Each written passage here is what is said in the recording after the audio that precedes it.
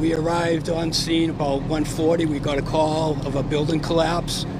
We arrived. There were 2 people that were injured that were able to be removed immediately. We had a 3rd victim that was trapped. It was an extensive extrication operation. Took approximately 100 firefighters in support roles, bringing in cribbing and shoring and rams and everything else to do a safe operation to try to remove the victim. He was removed, life-threatening injuries, and removed to the hospital. He was conscious at the time, I believe. And any questions? We saw a surgeon in the scene. Was a surgeon required to extricate him? We did use a surgeon on scene. His condition was very serious, and there was still a danger of further collapse. So we wanted a surgeon in there to make sure that we got him out as quickly and safely as possible. So you were concerned that in saving his life, you might actually take his life. That's correct. We wanted him. It's easier to lose something than to lose a life. Did you have to amputate? I'm not going to answer. What were the challenges of this rescue? It took several hours, 100 firefighters. What were some? So there's a large piece of flooring that collapsed. It was cantilevered, which means it's sticking out over. It collapsed, formed a void, which knocked the man back, and part of that, the wall landed on his lower legs, and it trapped him. So the upper part of his body was in that void space. So we had to get in there, tight quarters, assess him. Boston EMS paramedics were on scene. They helped with pain management, and we started the process of extensive extrication. What time was he removed from the building? What time was he extricated? What time is it now? 5:20. Probably about 10 minutes ago.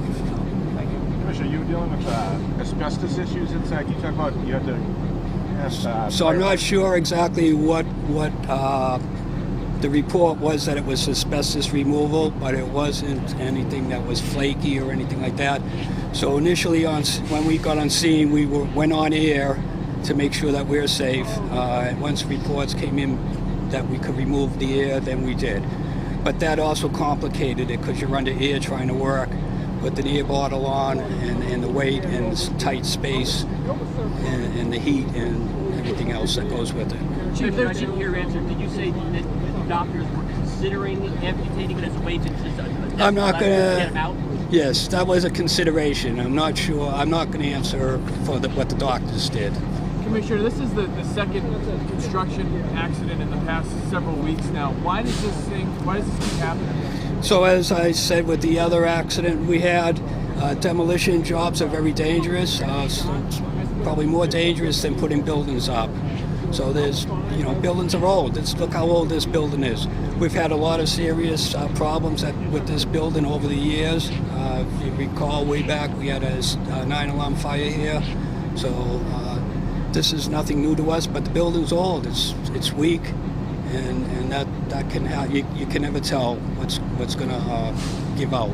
Do we know approximately how many workers were in the area at the time of the collapse? I don't. I only know of the 3 people on scene that were injured. Commissioner, you talk about the role of a tech rescue. I know you're guys, men and women, trained for that. So it's a specialized. A lot of our people are specially trained for tech rescue. So building collapse. So you need to be able to shore the building up, tunnel in, extricate somebody, make sure that doesn't come down on you while you're in there. So there's a lot of different factors that go involved in that.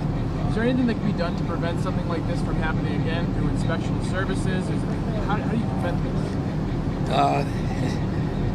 You know what? It's permitted, I believe, and it's safety officers are on the scene. Like I said, if you can come up with a way of preventing these in the future, let us know, and we'll take that under consideration. Also, the patient himself. I mean, he was conscious through the whole thing. You were kind of keeping him calm. As far as I know, he was conscious through the whole operation. He was in serious pain, but the Boston EMS paramedics were treating him. They were right alongside him, giving them pain medication and whatever else was needed to try to relieve that, until we could get them out. It's a long time being trapped. In the end, what was it that finally freed him? Was the firefighters all there? The 100 firefighters able to lift it, or how do you end in the end free him? So I have to get that information. We did some lifting, we did some cutting. And I'm not sure what the final piece was to move them. As far as the other two workers go, how did they sustain their injuries as well? Just minor injuries that I know of. They were right in the area. They were just fortunate enough to be knocked back and not knocked under. So I'll pass this on.